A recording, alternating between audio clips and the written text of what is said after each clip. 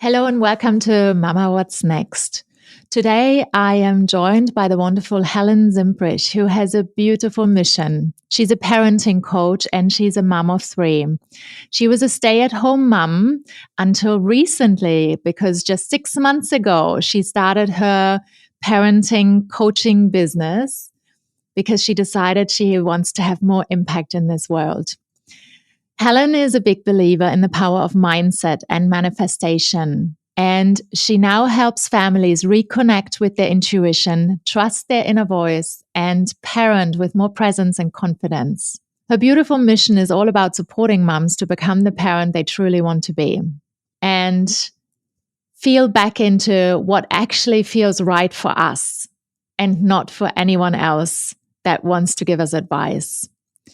Helen now lives in Lebanon with her family, and she has lots of tips and tricks and learnings to share.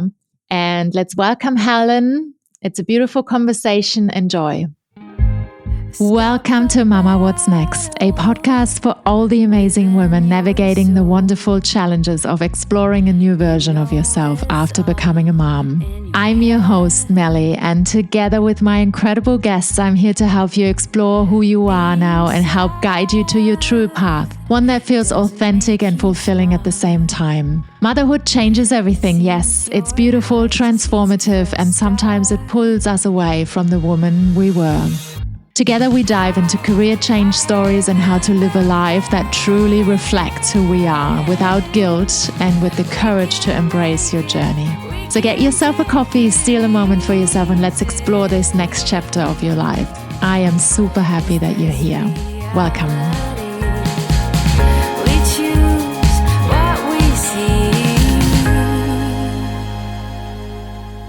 Hallo, willkommen, Helen.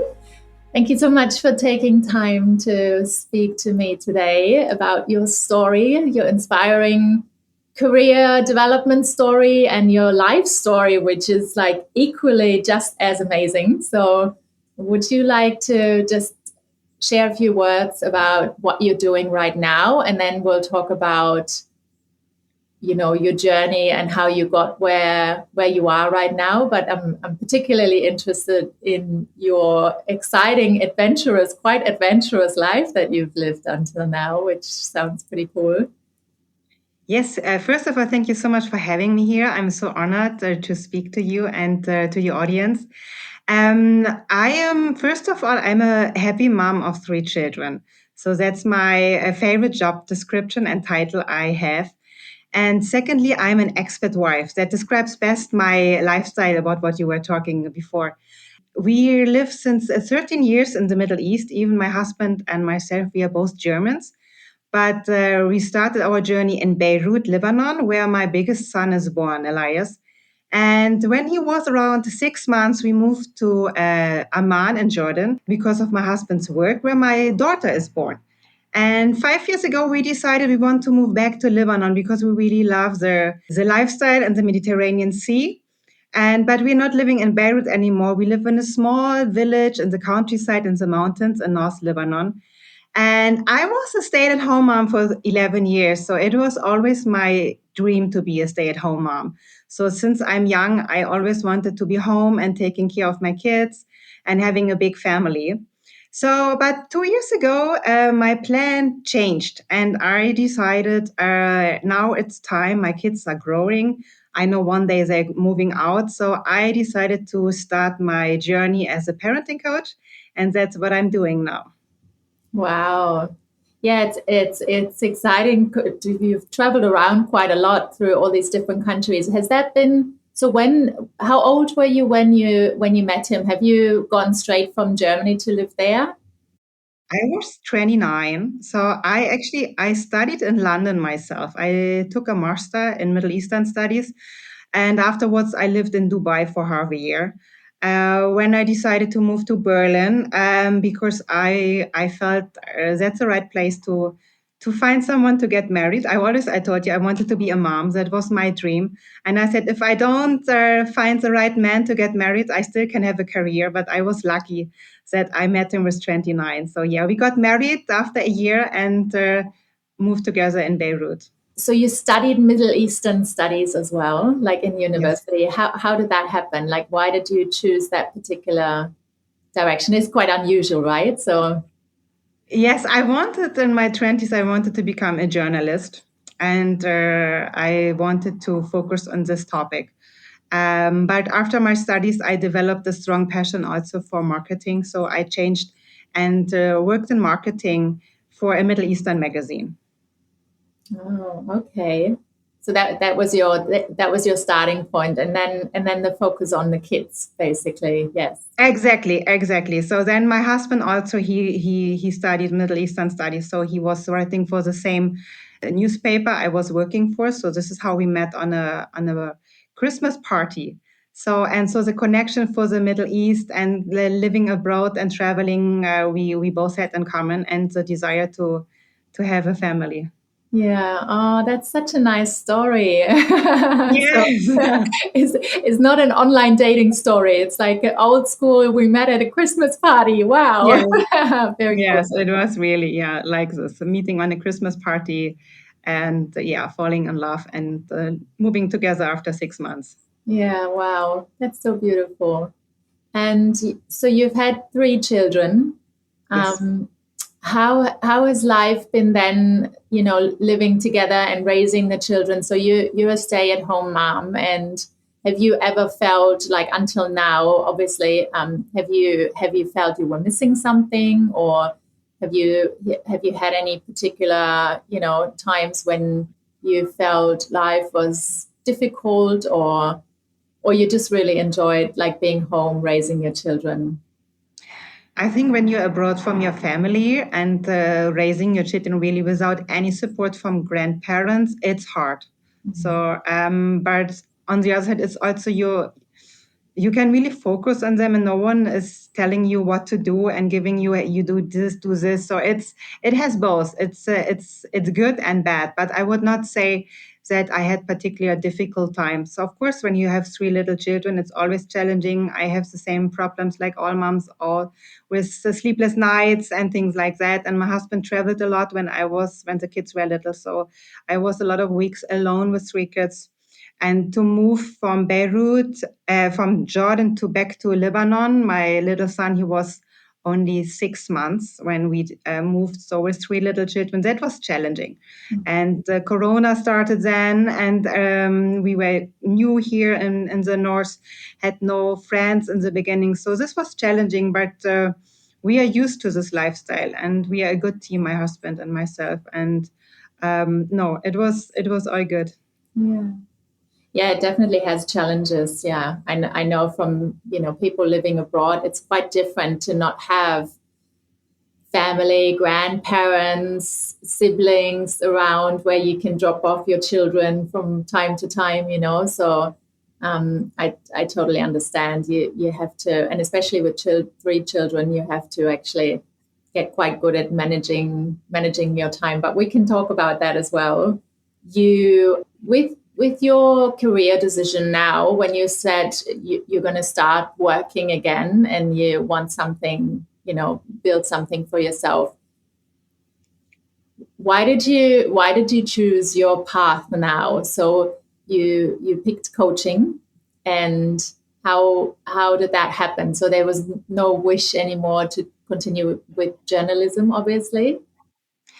Um, it all started actually when my son, my biggest son Elias, he started to struggle a lot with math, and we worked very hard to fill his gaps. But his grades didn't improve, even if the understanding was great and he understood everything. So I thought there's a problem with his mindset and his perspective. He's not believing in himself. So I bought the book from Carol Dweck, Mindset, to find strategies to help him. And while reading the book, I read about the profession parenting coaching. And I thought, wow, I never heard about that. There's life coaching and mindset coach and career coach, but I never heard about a parenting coach. And I loved the idea. And it was like my inner call. I found really what I wanted to do. So helping mothers raise happy, thriving children. And I get a lot of compliments from people around me. So, wow, you raise your children really differently. when they were little, they already had a very strong personality and character and were independent and confident. So I felt that's really something for me. So I started to research where and how I can become a parenting coach, and found the Jai Institute in America. They do online classes. And so I discussed with my husband everything, and the idea grew. And last year I started the program. It was 7 months program. And since last November, I certificated parenting coach, and I'm helping now mothers to become the best versions of themselves and guiding the kids to thrive in life. Yes. So with your son, like the struggles he had in mathematics, like what made you realize that that was a mental issue rather than just maybe maths is not his thing? Because we were sitting home and he understood everything, and then he was sitting in class and he failed again and again, and it was even the easiest things, like he was not able to do it correctly, but at home he did. So it was really a block in his mind and his head, that was not working. So he was maybe scared or feared. Maybe he didn't believe me that I'm not mean with him when he has bad grades, because in his class, many parents, they're really hitting kids when they have bad grades or yelling at them. So he didn't have the confidence that everything is right home, maybe. So we really needed to work on that. That whatever he's doing, I'm here for him, and that he can do it. So they're very an amazing tool in the book. I found really repeating every day, I can do it, I'm able to do it. So I'm working now a lot with manifestation, because we need to have it in our subconscious mind to really believe that we can do it and we are able to do it. So, and that's what what was working in the end really with them. And I do the same with my daughter. It's very amazing what you can do with these tools. And it helped a lot my son. So he's not having yet now, he's not 100 over 100. So he has always something between, I don't know, 75 and 85. So it's good. From before, he was really failing in math. He had 50 or something, and now he's stable in the 80s. So it's perfect. Wow. How old is he now? He turns 12 next month. Wow, that's amazing. And so you're essentially using the same tools that adults learning now. Manifestation, mindset work, energetic work, and you're using them on your child and now on other children. Yes. Wow. Okay. Yeah. So tell me more, like in where do you find the like that people come to you, or where people need the most help? Like, what do they struggle with the most? Is it school, or is it behavioral issues? There are so many different, honestly, every parent has a different struggle. My first client, she was not confident because her mother always told her, you are not a good mom, you have to do this, you have to do this. So she always thought she's doing something wrong. So she needed me to tell her, you're doing great. So everything what she told me, I said, no, you do great. I don't agree with the way your mother is trying to raise your child. So, and she just needed some more knowledge and confidence, and that's it. So, and that, I think, I believe that most of the mothers have everything inside, all the instincts, but we forgot to listen to our heart. So we really forgot to listen what is right and wrong. And everyone is telling, don't put your baby next to you while sleeping, or don't breastfeed too long, and whatever. Everyone has an opinion, and we are listening too much. And this is something I'm teaching mothers: listen to yourself, and be confident, so you can do it. And this is what most of the mothers really need. Other moms, they have a lot of anxieties for the future of their children. This is what I'm teaching, really. Don't push your child into something you think it's good for them. I believe when a child follows their own passion and the dreams, they can only thrive. So I tell the mothers, go back and watch your child. Who is your child? Who wants your child to become? And then guide your child to become this person. So this is something very important. And many parents have already a plan. And I tell them, no, your child needs to have a plan and not you. Yes.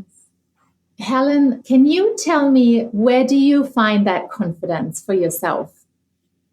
How, because you say this in a way, and I think that's when I read some of the things that you shared online, and I was like, yes, I agree with this 100%, because what you just said to me is exactly, these are the discussions and arguments I had when my daughter was young.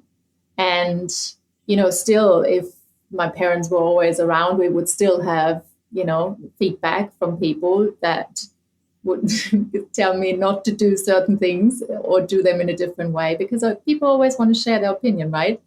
And they think is for the child's best, But I have pretty much applied what you just shared. I have applied that with my daughter when she was young, and I breastfed her until she was 2.5, and she was sleeping in my bed. And then there was a time when she was not sleeping in my bed for a while, when she had, always had her own room, when she was sleeping by herself. Now she's sleeping in my bed again. So, and but she feels safe because of that. And I don't want to force her, like you said, to do certain things. And you have to listen to yourself. But how did you find this knowledge for yourself? Because you say this very confidently. Firstly, with the children, how did you know what was right? How was that just, a given for you? Yes, we'll just answer that first, and then I'll ask the follow-up question. I think what really helped me was raising my kids alone without all people around me. Even when my first son was born, we didn't even tell anyone in the family when he was born. We called them 1-2 days later. So I really could focus on myself, on the baby, on my husband. And this is what I did mostly. I took my own decisions and I didn't listen to anyone. So I just felt I never had a plan when my first son was born, how long I would breastfeed. In Germany, you say you breastfeed for a year. Or maybe 6 months. So I said, okay, I will see after 6 months. And I felt, no, I want to do it longer. After 1 year, the same. So I did like you with my first son. I breastfed 2 years, so the second 2.5, and the third also. So, but it was not a decision. I was just really what I just told you, listening to my instincts and my heart. And I felt it's different to what other people telling me. It's different what the media is telling you. So, and I just closed my ears to everything. And I saw that my son is happy. So when you see the results from your kids, you feel you're doing right. So, and that I think it was learning by doing. And I got my confidence just from seeing how great my little son developed. And then what I told you before, that from other people, they really told me, wow, your child is different. He has a different opinion. Now my biggest son, how confident is in talking and going around the airport, and just, it's amazing. But it was really more feeling I do right and hearing it then from other people. Yes.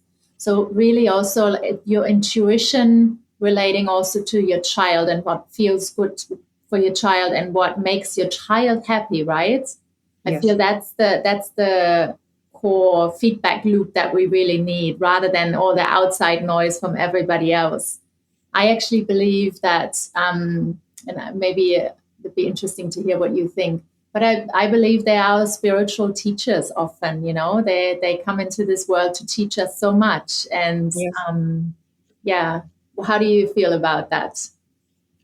Yes, no, you're totally right. They're teaching us so much from if we just listening to our children and watch them, what they're having us to say even before they even talk. It's a lot what we learn, and I grow so much as a mother and as a person. And when I see that, I really always wanted to become a mother, and what I learned through the 11 years or now nearly 12 years, and how the circle closed now to become a parenting coach, it feels really that everything made so much sense what happened to me and in my life and what always felt like my purpose. And yeah, my children really, they made me to the person I am today. So of course. Yeah, that's wonderful. Yeah. Yeah, that's so nice. How did you find the confidence for yourself? Like, because you sound quite confident in the way you approach life and your journey and what you want and what you believe in, because obviously beliefs are formed, even much earlier. So, how was that for you? I think I just, when you just realized that everything what you wanted came through step by step. So I think a big part of my identity is of definitely faith and belief. So we are believers, and believing in God is also part of my program. I offering a free program on the power of prayers, and this is how I raised my children. It's also a part of the manifestation that you pray and show gratitude. So this is definitely a big part of my confidence. And now being a parenting coach, just when I read the book Mindset and I read about this profession and I felt this is my inner call, this is my purpose, I never doubted to do this. It was really, okay, I do it. I told my husband and my family, so I'm becoming now a parenting coach. And of course, first it was, why? So you always wanted to be a stay-at-home mom, you never wanted to work. And now it's not only I want to go to an office and work, it's really I want the career. I want to have an impact on families and really to help kids to feel unconditionally loved by their parents for who they are, to thrive in life. So it's really, I want to reach as many moms as possible and help them and their kids. And to know this is my purpose made me confident. So I know I can do it. And to hear from other people again, you do great. So this is all the package of giving me the confidence. Yes, yeah. Yeah, that's amazing. Because I find even for myself, I'm still finding it quite challenging, especially when you change careers. But obviously you have experience with your children quite strongly, your impact and what it actually means, when you do the work you do. But I feel, and it's often a problem for women when they do change careers, or they're in a situation where they are reassessing, where do I go, where will, what do I want to do next, to that is a struggle for them, to find the confidence to even take a new path. And then they've taken the path, and then they're standing in their new shoes, and it's still a struggle oftentimes. What would you recommend to a mom who's at this point where she needs to, even what you shared before? I loved, that you're doing, daily prayers and things like that, because I believe in that myself, and I think it's very powerful. And yeah, so what would you recommend to women that might not have that, strong self-belief, and that's my path, and where do they find that voice? First of all, I believe that we women, we can have everything, but maybe not on the same time. And I think this is a big misconception that we try to do everything in the 30s. We want to have babies, family, and career. And I know many women do it and are very successful. But I focused first on the children. And why is it a problem to start a career in the 40s? I think that's the best time to start a career. I feel so much better than in my 20s. I am confident. I have more wisdom. Only the fact that I raised children for 12 years makes me already an expert in my field, on top with my certification program and all the books I read in the past. So, and I'm not listening to the voices around me anymore. In the 20s, when someone told you, oh, maybe you're not good enough, you believed easier. Now I don't listen to these voices anymore. So I think it's the 40s or 50s, it's the best time to start a business, because you are more patient. If something is not working out in 6 months, this is normal. It takes time, sometimes 2 or 3 years. In the 20s, you're not having the confidence. You're stopping earlier. And it's a thing I'm teaching in my program and to my children, that you can only grow with failures. So it is important to fail and to struggle to get up again. And this is all the knowledge you don't have in your 20s. So there is no reason for any woman not to start. So when I look back for the last year, I started my program last year in April. And now after 1 year, I have a business and clients. And what helped me a lot was I discovered the Global Women Club with Mirela Sular. During my beginning of my program, I participated in a social media challenge. And she said, okay, if you want to be successful, you need to get out of your comfort zone. You need to be on social media. You need to be consistent, put on some lipsticks and red clothes and be present every day. And the only thing you have to do is don't stop. Just continue, and never stop. If you don't stop, you can't fail.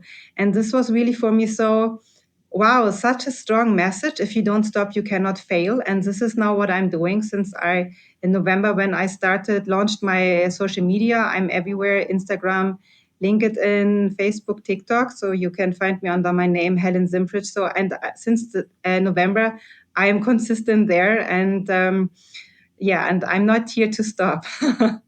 I know. I saw you around.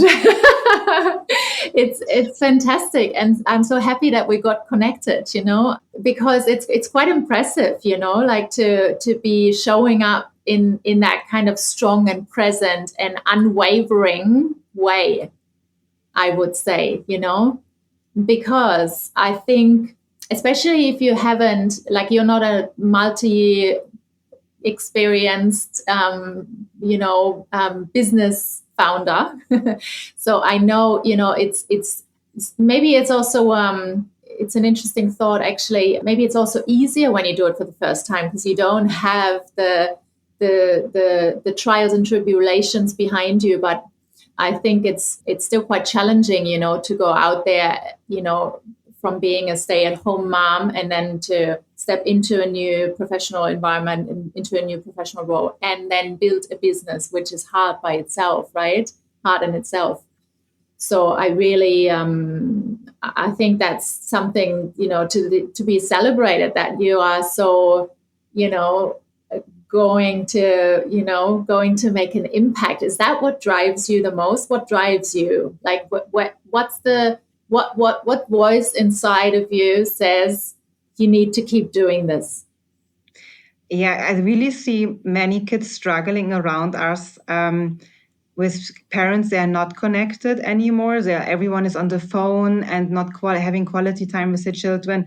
And the kids really, they're not feeling unconditionally loved. And that's what drives me. I think kids only drive in life and thrive in life when they're really loved at home, if they have really the foundation, and that starts from early age. And I want kids to be happy. So this is my dream. Hey, it's Melly from Mama What's Next, and thank you so much for listening today. Did you know we actually have a free membership at mamawhatsnext.com, where you can connect with like-minded moms and find tools to help you navigate your next steps with confidence. And if you ever feel like you need a little more personal guidance to help you figure out what comes next for you, I am here to support you one-on-one as well. I know what it's like to feel you've lost yourself, to start from zero in a new country, pivoting and transforming a career. I have done it several times alone as a single mom across 4 countries. And I would love nothing more than helping you rediscover yourself, see your potential, and build a work life that feels aligned with who you truly are. So if that sounds like something you'd love, come and visit me at mamawhatsnext.com. I'd love to hear from you.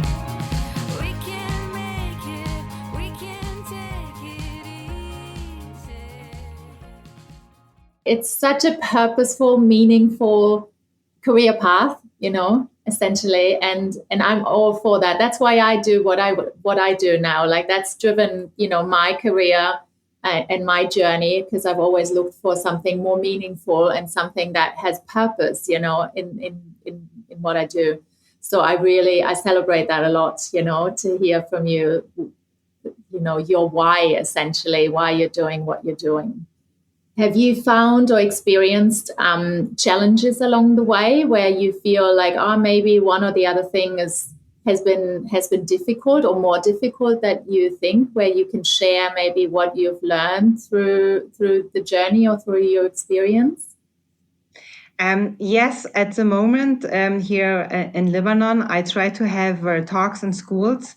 And I thought it's very easy because you go to schools and offer free talks and to educate the parents from the school about parenting. And it's difficult that the school are interested and bringing you on stage. And I didn't expect it that. I thought if you offer free talks, every school will say, oh, that's great. We're offering something special for our parents, extra knowledge. They will just be happy to do this. I didn't expect it, so that it takes more time because to connect in with real people, it's in general easier than on online. So on online, you need a long time to build a brand, to build connection and trust with the people. So when someone is following me on Instagram, it maybe takes 6 months or a year until maybe they will book the first session with me.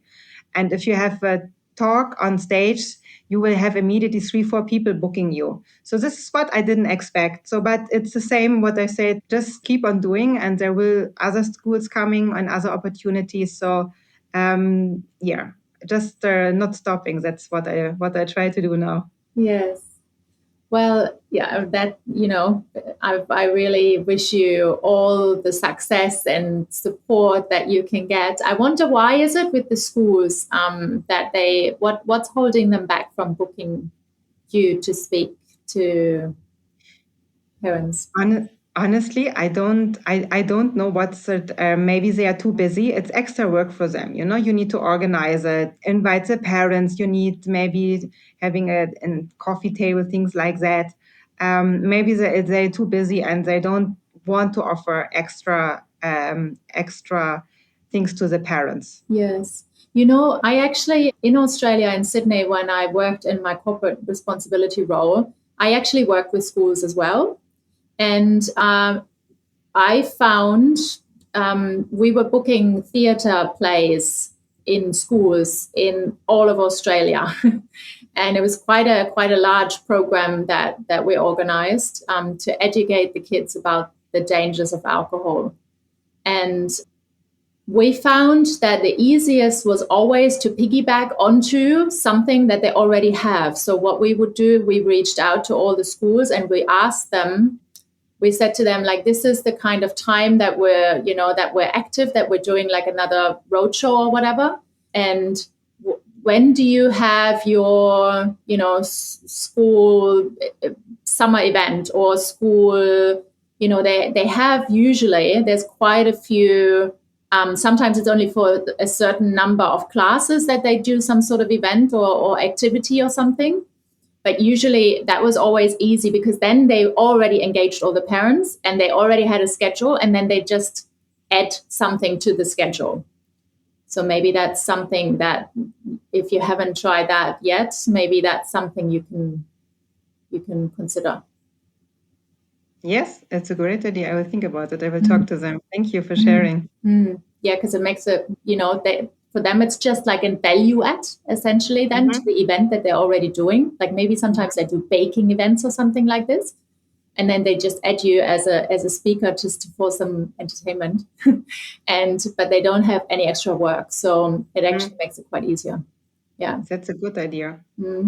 Happy to share what works for me. Yeah, because it's difficult. I know with schools it's difficult because they have a different kind of focus, and it's always extra stuff for them. And and teachers are stretched thin as it is, Exactly. with their time and their nerves. Exactly. No, but I think it's just maybe next year they will also see that when I'm getting more well known. So now I was recognized by the Global Women Club as one of the 100 top influencers for 2025, what was a great honor. So when they see this, maybe also they will start thinking, okay, it's a good idea to invite her. Maybe I'm not, since I'm still in the beginning, I'm maybe not big enough for them. And in 1 year, they will change their mind. Yes. Well, yeah, and it's exciting what you shared about the Global Women Club. I think I've seen your feature there about you, what you shared now. So I'll definitely check that out. It sounds very exciting. Like it sounds a great community to be a part of for women that do similar things, maybe like you. Yes, it's a very great community. And it's also something when you say what I can recommend to other women who wants to start a business, I Yeah. always would say surround yourself with the right people who are lifting you up and not bringing you down. And don't start. So there's never the right moment to start. Yeah. So and in the 40s, whenever it's always doable, you know. So we need to believe in ourselves, and the right community is very important to have the right people, and particularly because I work online from home with no one. So having an online community is great. So How did you find this particular one, or how would you recommend where should women go generally to find their communities? What did you experience worked best for you? I found this community with another. She was coaching me. She was an empowered expert woman coach, Camilla Quintana, and she coached me last year and or 2 years ago, no, one last year, and through her I found this community. Yeah. She's part of that. No, it's a very nice community. I can recommend it to everyone. Yes, I will definitely have a look at it. Like it's always fantastic because there's so many programs out there where you don't know exactly, what is the kind of support that you would get. But obviously, when you recommend something, then it's really worthwhile having a look and checking it out. So it's definitely a great tip. Considering that you've just been in business for so it's you started in November, I think, yeah. So Yes, it's yes, just about 6 months now, which is like a yes, young business baby. And exactly. I have a lot of mums around me also here in Spain that are founding new businesses as well and have a similar life to you.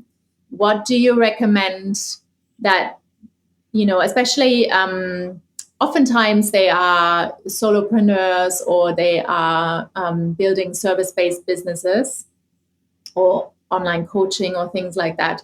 What do you think is the most important in the beginning? Like what are the things that someone should start with that worked for you particularly now, where you say, oh, and what are the things where you go, oh, that's not so important. I wouldn't focus on that in the beginning. I think the first what I did, I was working on my social media to be present, because when people look for me now and they go on social media, they find a lot of videos. So this was my main focus, building my Instagram and LinkedIn account. And I wrote the talk so I could go to schools and daycares with a ready talk, and I can now use always, and I don't have to start from scratch all the time.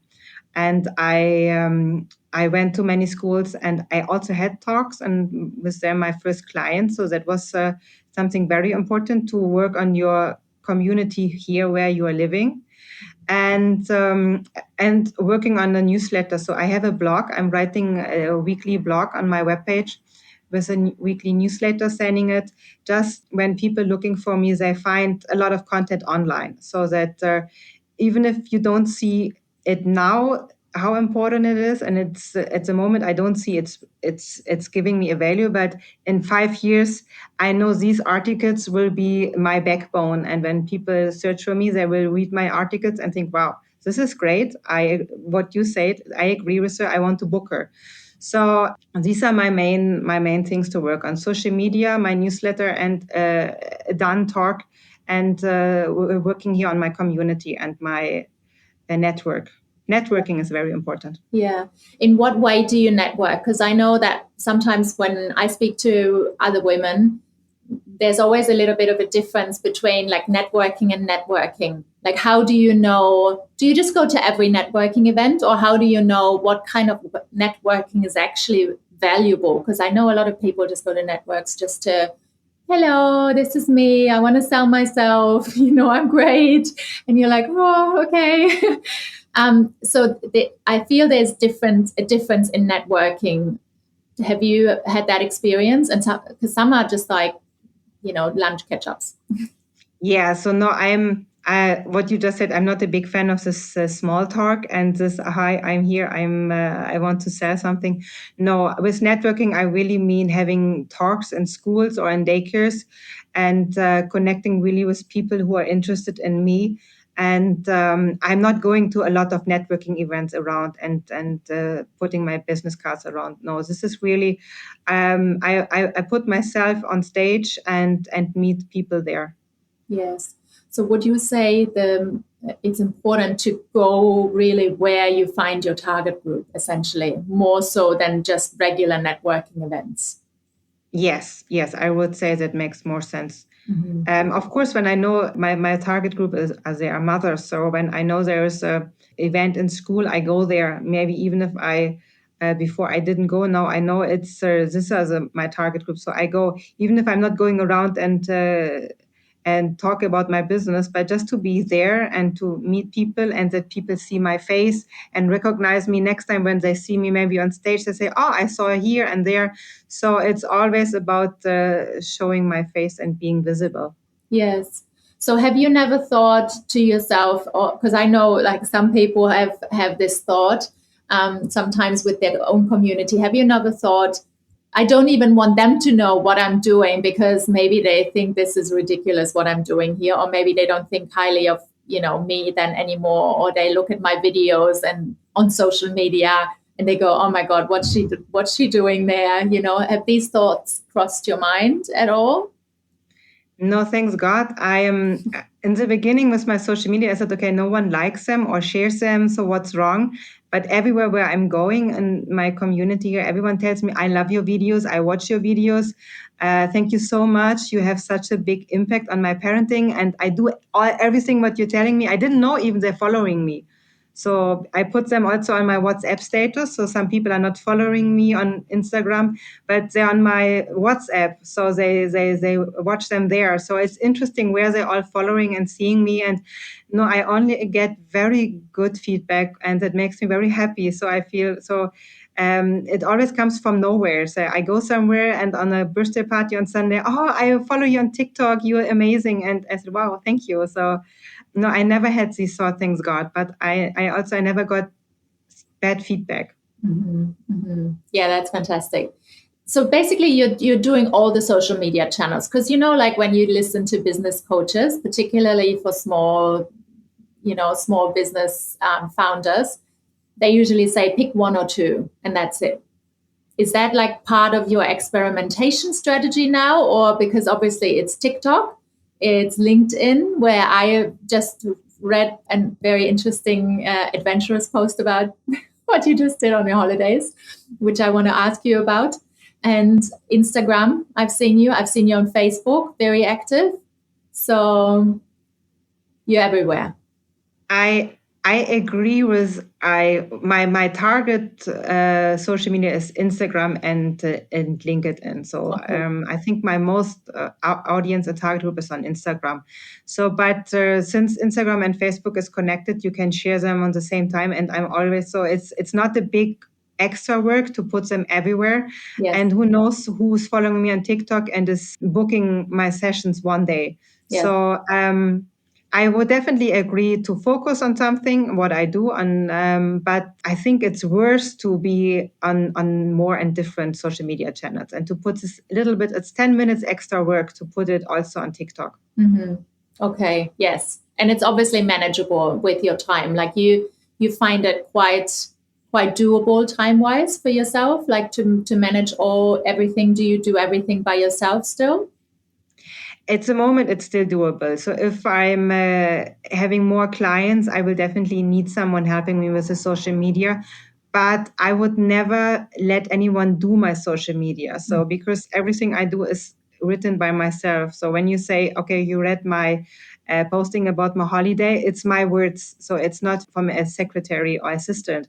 The same with my videos. I write the scripts. That's my ideas. I read books. From the books, I generate the ideas, or for my own parenting. Then I write the script and I do the videos. So it's all my work. And this is what people feel and why they in the end they are booking me and trusting me because they feel I'm a real person. So this is I would never give it to a company. It's too important. But I have a system, so plannable, so which is posting everything on the same time. I can plan it. This is something to help me. And when it's getting more, definitely I will need someone who's helping me with that. But at the moment, it's doable. So I got help at home with cleaning, things like that, to have more time. Yes. Yes. Well, and it's exciting to hear, like, you're obviously not fully relying on ChatGPT yet, because these are the conversations I'm following now. Where do we get some input, and how much do we get ChatGPT right or not right? Because you obviously realize these are your stories, this is your voice, and they're your words, and people feel it. You Yes. are sure.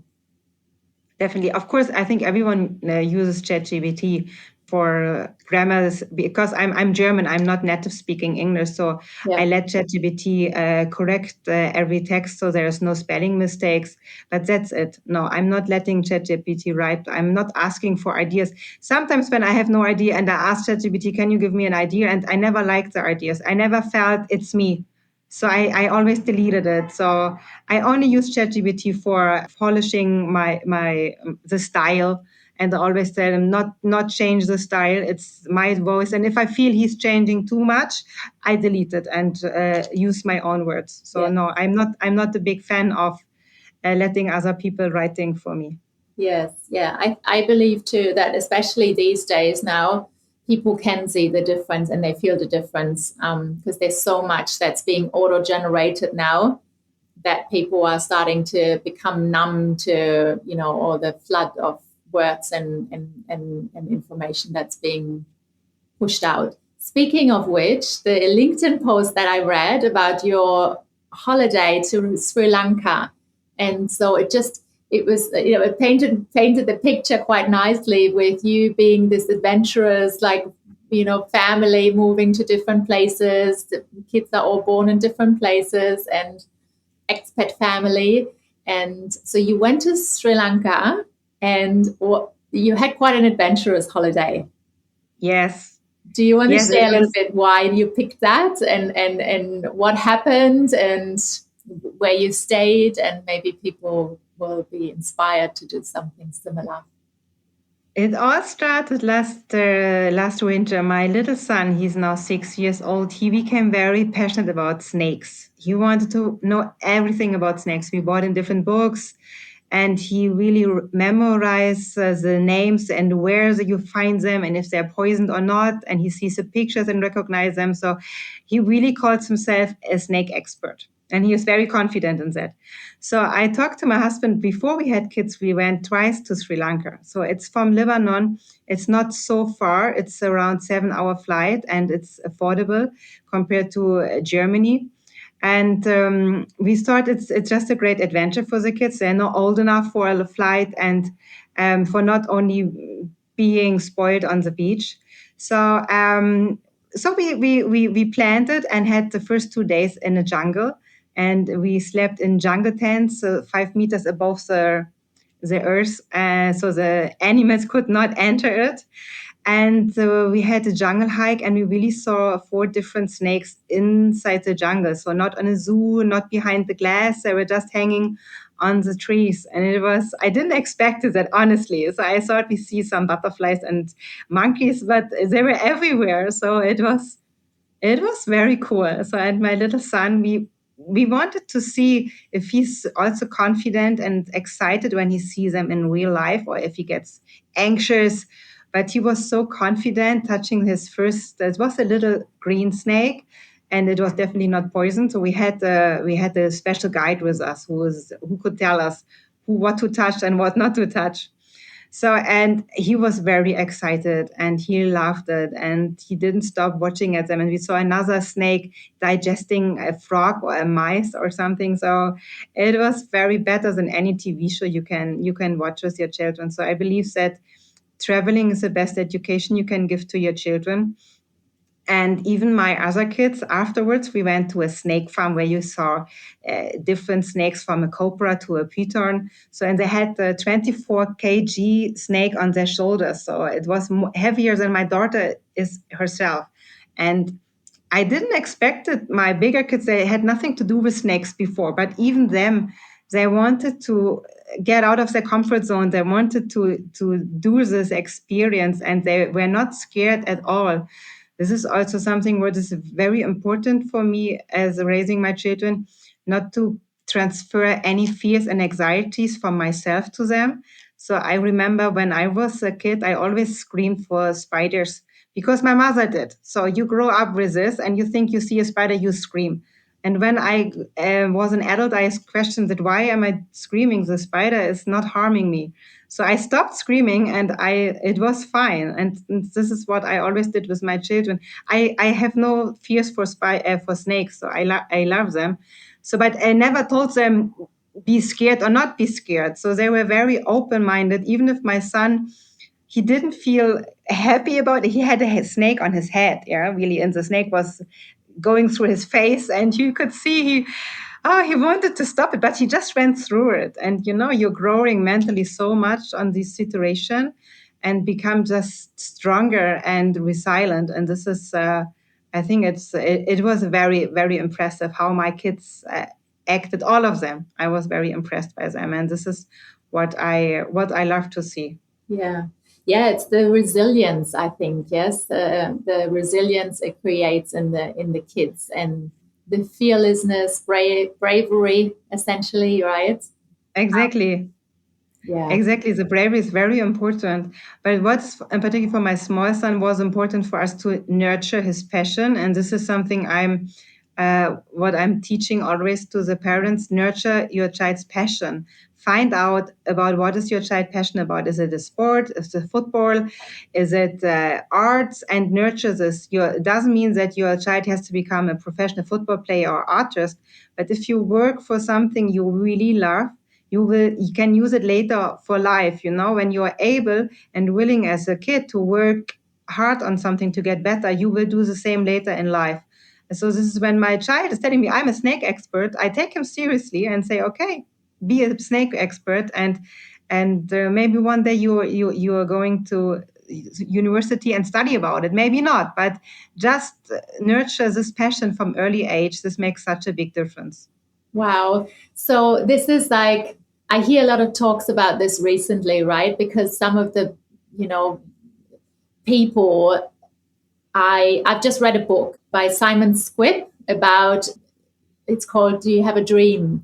And it's a great book, and I love what he does generally. It's very purpose driven, his journey and how he supports people and their dreams. And I've seen some interviews with him and other people, and not everybody believes in this vision of or vision in this idea of nurturing your passion, and that your passion can become something, that there's people, something, worthwhile, and maybe the most important thing in your life, and will be making you successful professionally, in your career. Because some people say, oh, this is the worst you can do, like you need to do something that the market needs, and that's it, full stop. So, which I obviously also disagree with. But how did you come to this conclusion for yourself? Like how do you feel like this you just have to do that? That's the path. I feel like when I was younger, sometimes maybe I didn't know really what to do, and I always felt you need to follow something what is really inside you. And when I saw it now with myself, with becoming a parenting coach, and with my kids, for my daughter, for instance, since she's 2, she wanted to play football. She had always a very strong character, and she never wore any dresses, just football clothes. And since 2, she could not even talk, but she said, "No, I don't wear this," and just football. And I just said, "This is her, this is her personality." And since now she's 9, 7 years later, she plays football from morning till night, and I just see her coming home dirty and always happy. And this is just, how can that be wrong when a person is just happy and with what she's doing and just improving and getting better? So I just feel this makes all the difference in life. And with my son, he loves talking. the big son, he loves really talking. Is his hobby from morning till night. And now he's 12, and he at home he speaks in front of his camera and tries. He wants to become a politician later and tries how to speak in front of an audience. And this is really, he definitely is becoming a speaker, and we will definitely supporting him with that. And whatever he's doing later, he's definitely doing something with speaking on stages. And yeah, I think this is just his path. So you're raising some really powerful, strong, confident children. It's beautiful to see and hear, like how they're already so, and how you're supporting them so much in their journey, I think that's beautiful. So Helen, we're coming to the end now. I'm wondering, is there, like, the work you're doing, like what kind of offers would you have to anyone listening? Are there any particular programs you're running? Do you have any particular community or offers? Anything you want to share today? Yes, I put all my heart into my Thrive program, which I wrote myself, about everything what I told you now also. It's all about manifestation, finding out who your child wants to be and become in life, about building a character, personality, and what mothers have to do that the children are thriving in life and becoming the leaders from tomorrow. We talk about sleeping routine and sports. It's very important for me, being physically and mentally strong, nutrition, everything like this. It's a very amazing program I'm running. And for all the beautiful listeners today here who are interested and think it's their call, I'm offering 50% in the next 2 weeks when you're booking. Yeah, that's my offer for you. And I'm having, if you don't want to miss any of my offers, you can subscribe to my newsletter on my webpage, helenzimprich.com. And you will receive my weekly newsletter with my blog post and offers. And of course, I'm everywhere on social media if you want to follow me: Instagram, LinkedIn, TikTok, or Facebook. Thank you so much, Helen. And thank you for the generous offer. For anyone that's interested, I'm happy to share it. And you give me all the links. I put all the links in the show notes so that people can find all the information. And then when we share the interview, we can put the offer in there as well, for anyone to see, because that's usually a few more people as well. So thank you so much. And I also want to ask you, what's next for you? Like, what are you planning for your foreseeable future? And what's the 5-year plan? What's coming next? Or do you not have them?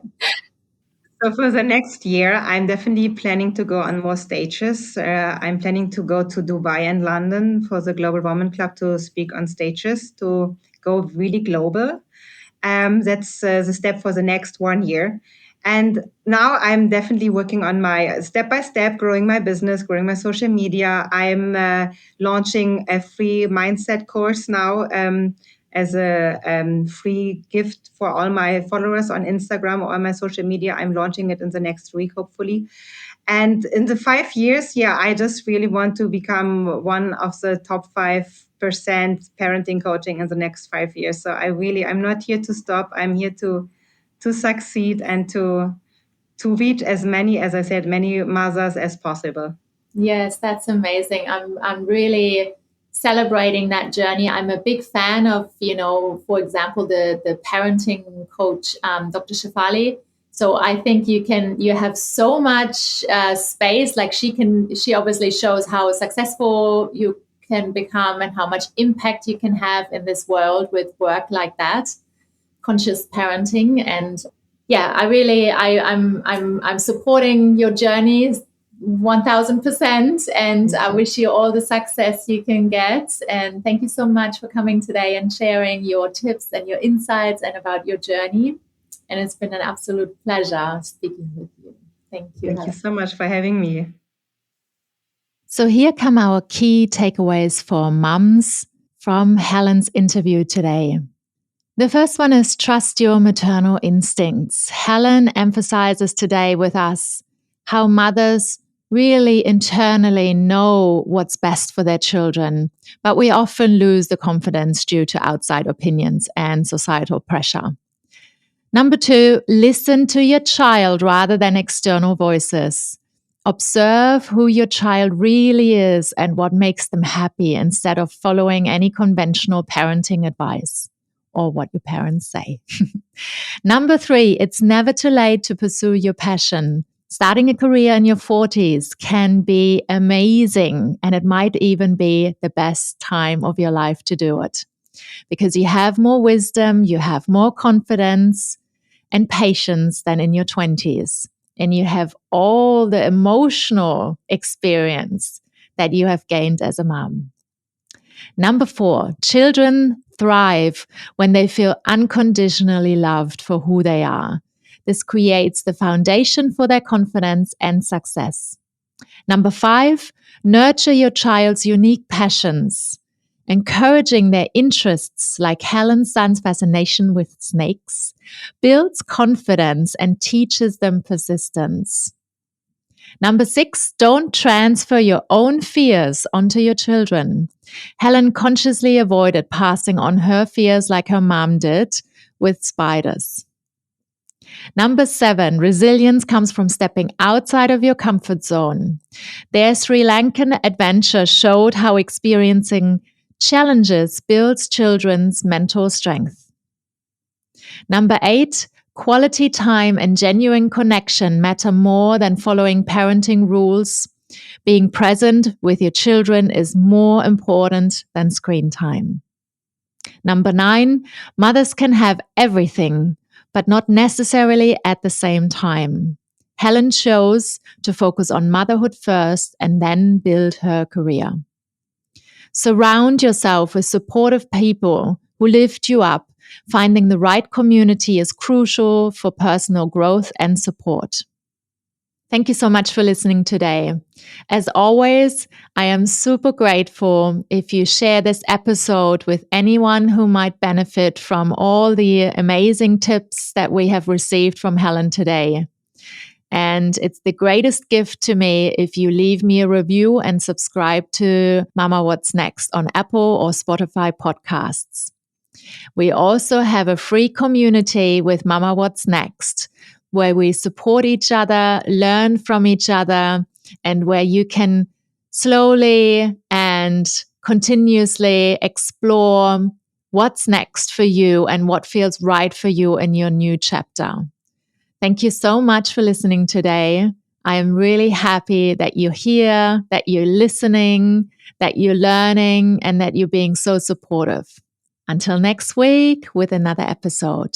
Bye for now. Stop the battle within your soul. You know it's all in your head. Being sad doesn't make you smart. It seems your heart just needs a fresh start.